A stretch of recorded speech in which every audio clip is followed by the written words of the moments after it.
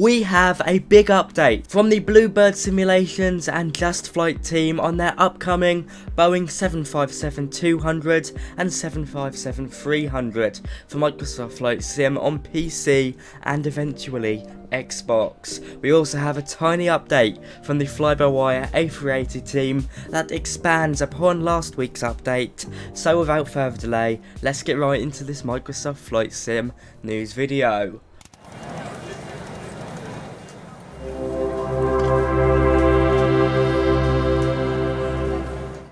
Okay, so I'll kick it off with the update on the 757, the much loved airliner. As many of you will know, it's one of my favourite airliners in real life, so I really cannot wait to see it in Microsoft Flight Sim.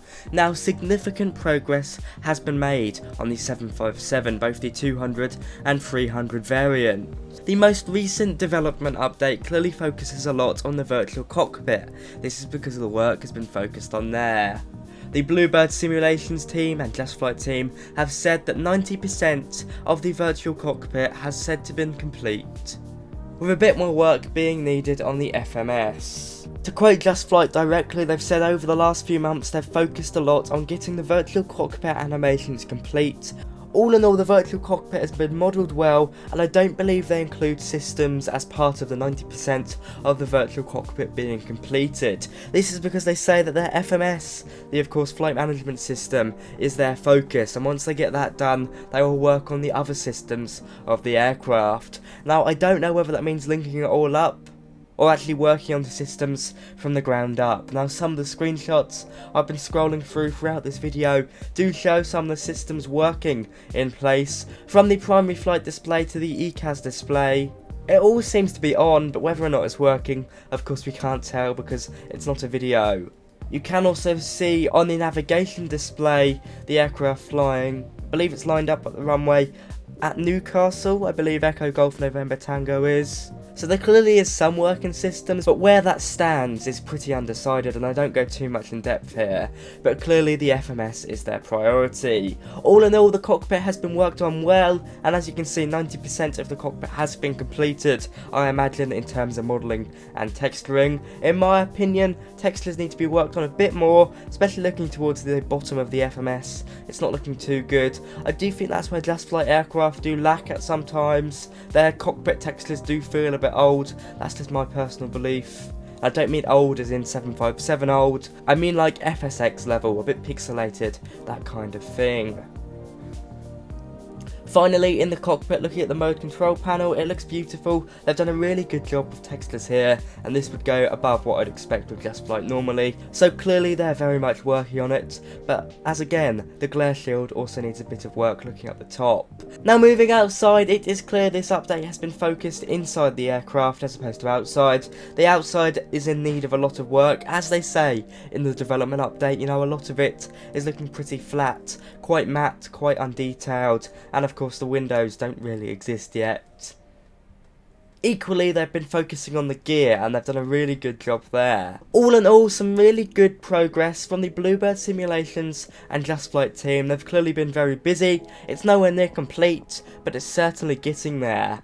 Finally, with the 757, to speak about the flight model, they say it's received some attention too, but there's still a lot more work to go on. What sticks out to me is that they say they plan on integrating two different flight models, one aimed at easy flying and one aimed at maximum realism within the simulator's limitations. I've got no clue how they will do this. I imagine the easier flying will sort of be less responsive to the external environment, won't shake about, and will be a lot easier to land. And maximum realism, well, that's up for debate, we'll just have to see.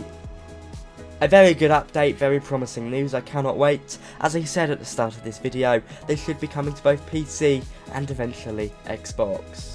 It will be payware, and it's a product that's going to be aimed at varying levels of experience. It means it's not going to be, quote, study level. I don't really like that word, but you know what I mean. It's going to be complex, but not complex enough to the point where people aren't going to be able to fly it. There's going to be loads of tutorials, that kind of thing.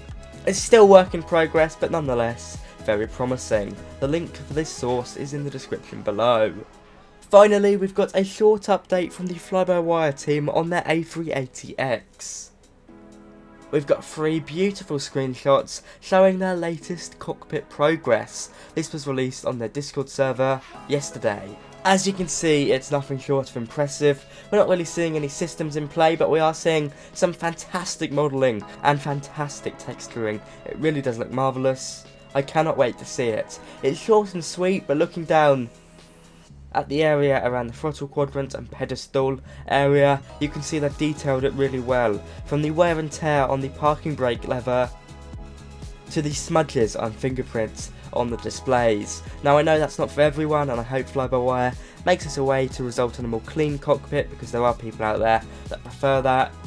But in my opinion, I really do like it like this. It looks really realistic and really fits the A380, some of which are starting to show their age. Now moving down closer towards the speed brake, you can see this has been done really well. You know, nothing sticks out as incorrectly modelled, there's no floating textures, nothing like that. It basically looks ready to go into the simulator and ready to fly. I'd expect nothing more from Fly-by-Wire.